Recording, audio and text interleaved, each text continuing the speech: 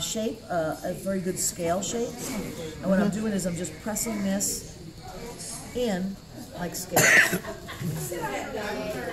And you're using the front side as opposed to the back side. Yeah, so not using that spoon, I'm just that way. And I'm just going to keep on going and bring it around. And you want to follow the angle of your body, because if you're just like putting them all up? then you need it to look like it flows, right? That's one way. And remember that if it's coming up around the tail, follow the tail. So if this was going this way, then it's this way on the rest of the tail. So you have to follow that visually, make sure you've got it correct. I mean, you know, you're not going to like get reprimanded if you don't, but it will look a little more awkward. All right, so there's that. And then you can add, I would add, and I may not have said it to the group, so I'm sorry, I would add crystals all around that gaping flesh wound. Because once we put the epoxy clay and we shove the wings in, it's nice to put a few more crystals in that space. That way it all looks nice and pretty and finished. But if you don't have any around the outside, it's like, well, why is there a cluster of crystals just there? But if you put a few more down the tail, around the back, or whatever, it all makes perfect sense. And you could do the same with wires. Maybe you want steampunk gears. Maybe you want Bisou metal bits, wherever those went. Whatever it is that is your pleasure. All right?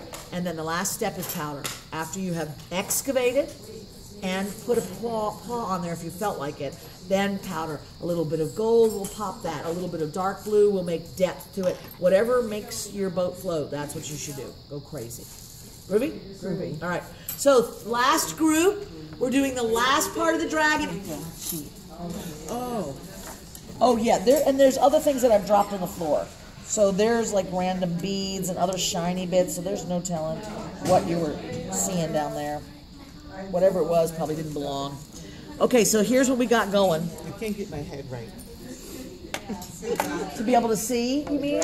Oh, honey. Now you're upside down and backwards. On the dragon, I don't think it's big enough. Oh, your actual head, not your human body head. That's what I thought she meant. I was thinking that your head wasn't What's wrong right. with your head I'm that like, you well, can't hey, turn man, it? you got My one head back turned there. out There's no looking like a reason. fish. Did it? Mine looks Does it have What if I ears? say mine look like a That's lizard? Lizard. right. I have a fish dragon. It's nothing wrong with that. No, Make I sure she like gets it. ears on that dragon, though. Don't let her go around with a bald-headed dragon, because that's just wrong. But you know what, Cindy, what you're saying is the key to art. If you like it, then it's correct. Oh, sorry, I'm leaving that one. alone. I'm leaving that one alone, but I'm making another one. Just because it turned out good. Yeah, there's nothing to say that you can't have a fish. You Of can have any course you combination are. of weirdness. Like I was in a Making more. weird store one day, and it was some carving from Indonesia or something like that in the junk pile, and it was a mer elephant. Okay. Elephant and a with a fish. I'm mermaid like, tail? I must have it. Oh my goodness. I must have it. A mer elephant never occurred to me. didn't say I I must love it. make it. I Did you get must it? make it because this is an awesome concept. So I haven't made it yet, but oh, I will because that's just too great. Okay, so what we're going to do is we are going to create a gaping flesh wound for the wings to live in, and a paw, hand things if you so choose. And then any kind of embellishments that you want to have the whole thing finished. And we will get that done before lunch. We are great. So what you're gonna do first is you're gonna take your wings. It's very soon. Yeah, you better work. You better work hard. I was saying it's lunchtime. It is. As soon as I'm done yammering up here, it's lunch. You guys can escape for lunch whenever you want. I won't say anything more clever. This group is getting the last bit of my cleverness, and then you can scamper off whenever, and then I will officially break for lunch and we'll designate our return time. But I just wanted to mention again, as you scamper off for lunch, remember, by the time I waltz back in at the end of lunch, I'm going to expect to see your table all cleaned off, Ready for paint? ready for paint, if not already getting its tableclothing on. That's All going to right? be a little difficult. I know.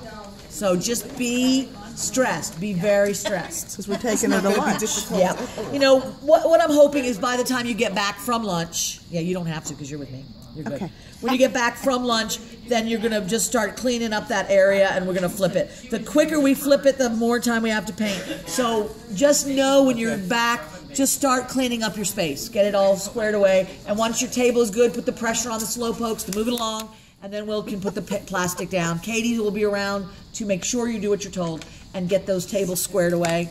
And just to remind you, this evening, after the Swelligan is officially over, you can continue, but you can also then bring your pasta machine back up, or you can sit here and watch me talk, or whatever happens, okay?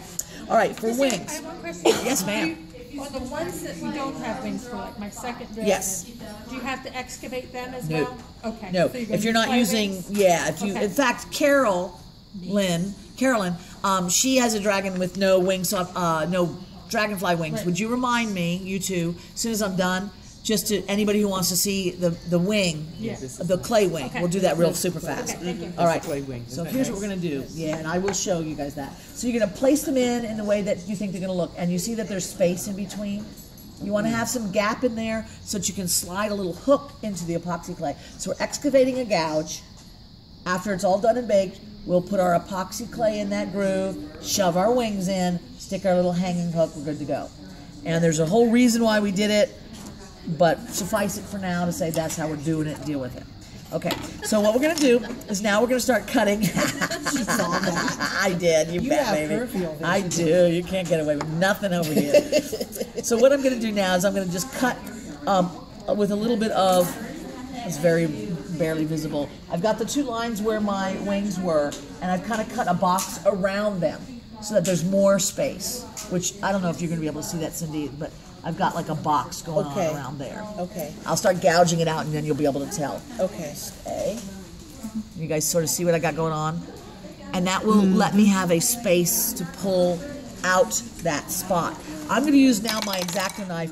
If you want to borrow it, you can. If you have your own X-Acto knife, that's great. It works a little bit better than this because you can manipulate it a little bit better. But what I want to do is I want to not squish everything I've done. Now, you might think, well, why didn't we just do that before we did all this other stuff? That is a good way to do it.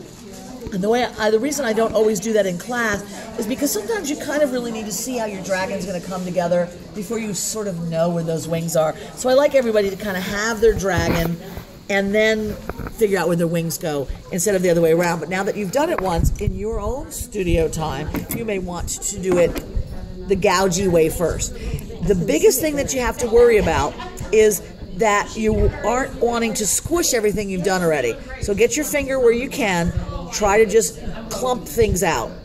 And I find once I've made those lines, it sort of gives a guide of where the declumpifying should go. And it makes kind of nice and easy excavation if it's kind of cool. I haven't touched my clay a lot, it's cold, so I've got my lines and I kind of, and it goes out there. But having said that, other colors are like, it's gum, and you're gonna fight for every inch of it. So once I've done that, if it got too big up here, you can shove it down or use your tool to slice them off, whatever you need to do. You just want to make that hole as big as needed. And now I'm going to get my tool in there. Everybody can see that. And just kind of clean up the nonsense. It doesn't have to be smooth in the hole because you're going to get that filled with epoxy clay, so who cares? It needs to be smooth around the hole. So you have to use epoxy clay to glue it in keep those there. wings in? It's